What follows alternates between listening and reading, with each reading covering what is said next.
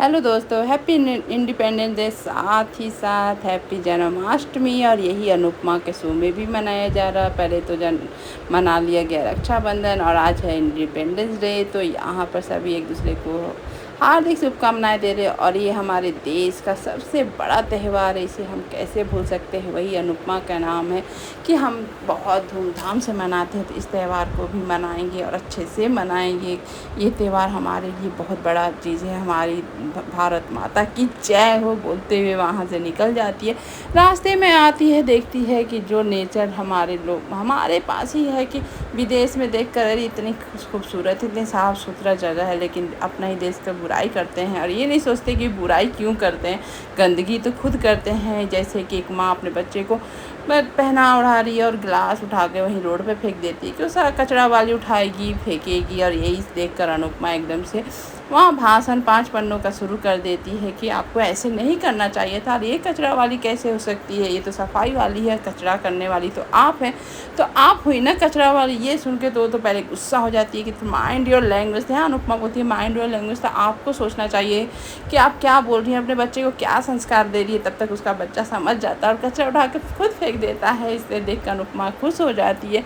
फिर उसकी माँ को भी थोड़ा अक्ल आ ही जाता है। फिर यहाँ पर इंडिपेंडेंस डे का लोग मनाता है, सैल्यूट करता है एक दूसरे को। और ये अनुपमा को देख के आँख में पानी आ जाती है कि भारत माता माता है, इसका इज्जत और सम्मान तो हमारे हर एक भारतवासियों में होना ही चाहिए। जो आज दिखाया गया बहुत अच्छा। यहाँ पर ही पूछ रही है कि अनु मम्मी का जो इतना रिलेशन है वो देखकर तुम क्यों जल रही हो। तो यहाँ पर आई का बोलना मैं नहीं जल रही हूँ, इस तरह से झूठ बोल रही है।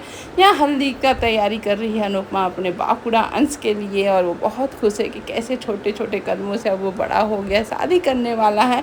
ये सोच के ही अनुपमा को खुशी हो रहा, साथ में रोना आ रहा कि उसका बेटा समर की याद आ जा रही। वो भारती से शेयर कर रही है कि समर कैसे मेरे पीछे पीछे आंचल पकड़ के घूमते रहता था, उसी तरह से अंश का भी याद आता है। जब समर चला गया था उसकी कमी कोई नहीं पूरा कर सकता था, लेकिन अंश ही था जो कि कुछ हद तक इस कमी को पूरा किया। और अपने पापा के जैसा ही मेरा समर का अंश है, इस तरह से बोली।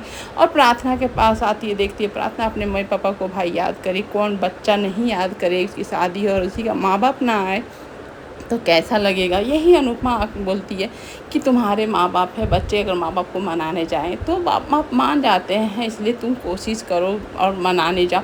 लेकिन यहाँ बेचारी प्रार्थना में हिम्मत नहीं है, वो कैसे जाए वहाँ पर उन लोगों को मनाने के लिए। तो वो यहाँ पर रिक्वेस्ट कर रही है अनुपमा से कि आप चलिए साथ में और मना दे, मेरे साथ रहिएगा। मैं वहाँ पर यहाँ अनुपमा को बेचारी को हर समय यहाँ पर कुछ ना कुछ उसको झेलना ही पड़ता है। यहाँ पर आता है गौतम, बोलता मैं बाहर जा रहा हूँ कुछ काम के लिए। तो यहाँ पर आकर आराम से बोल देता हाँ हाँ चले जाइए ठीक रहेगा। ये सुन के गौतम बोलता आप तो चाहते हैं कि मैं नहीं रहूँ शादी में। तो ये यहाँ पर वसुंधरा को दामाद का इतना इंसल्ट अच्छा नहीं लगा। वो यहाँ पर दिखाती है कि अब प्रार्थना से मेरा कोई रिश्ता नहीं, तो तुम ये सब बात मत किया करो।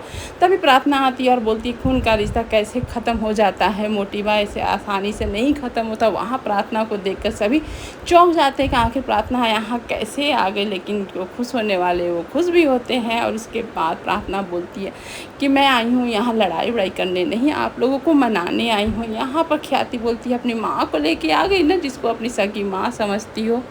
ये सुनकर एकदम, और यहाँ पर वसुंधरा भी बोलना शुरू कर देती है। यहाँ अनुपमा बोलती है कि आपकी गलत फहमी है, माँ माँ होती है।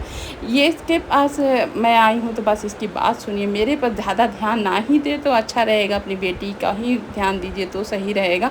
यहाँ पर बेचारी प्रार्थना रिक्वेस्ट कर रही है कि शादी का कार्ड अपने से बना कर लाई है। उसके पराग देख कर थोड़ा इमोशनल भी हो जाता है कि जिसमें लिखी आपकी लाडली बेटी इकलौती बेटी की शादी में ज़रूर आना।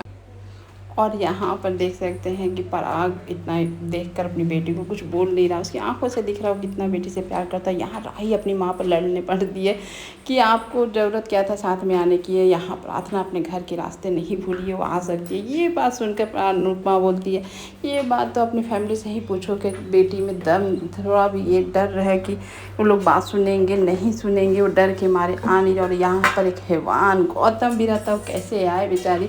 लेकिन प्रार्थना आती है आगे घर आकर रिक्वेस्ट करती है कि पापा आपको अपनी बेटी से ज़्यादा प्यार दूसरे से है कि आप अपनी बेटी की शादी में नहीं आएंगे। तब देखती है वसुंधरा कि कहीं पर आगे इमोशनल हो जाए तो बीच में आती है बोलती है कि अब हमारा तुम्हारा रिश्ता नहीं है, तुमने तलाक लेकर हमारे ख़ानदान का नाम ख़राब किया था, अब क्या तुम चाहो, तुम्हारी शादी में कोई नहीं आएगा। ये सुनकर अनूप यहाँ पर एकदम से रोने लगती है प्रार्थना की ये कौन सा बात है कि मेरा तलाक लेने से आपको कोई फ़र्क पड़ा और रिश्ता ख़राब हो गया। यहाँ पर ख्याति बोलती है कि अब तुम यहाँ क्यों आई हो और क्यों हम लोग नहीं आएंगे। यहाँ पर ख्याति को बोलती है आप मेरी माँ है, सगी माँ से भी बढ़कर प्यार दिया आपने, तो आप ऐसे कैसे बोल सकते हो। तो यहाँ ख्याति बोलती है अगर मैं सगी माँ हूँ तो क्यों गई थी बाहर वालों के पास अपना गम और दुख लेकर, क्यों ना मेरे पास है। यहाँ प्रार्थना बोलती है मैं हज़ारों बार आप लोग के पास आई, कोई कुछ नहीं सुना, ना मेरे लिए कुछ किया।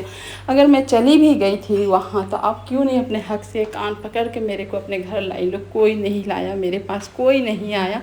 तो यहाँ पर बेचारी अनुपमा भी समझा रही होती है कि वो आप माँ हैं, आपकी जगह कोई नहीं ले सकता। वसुंधरा को भी थोड़ी आँख झुकानी पड़ी क्योंकि जब बेटी चली गई थी नाराज़ होकर तो कौन सा मनाने आप लोग चले गए थे। यहाँ अनुपमा इतने समझा ही रही होती है, लेकिन देखिए क्या होता आगे। आज का एपिसोड यहीं पर ख़त्म। Thank you.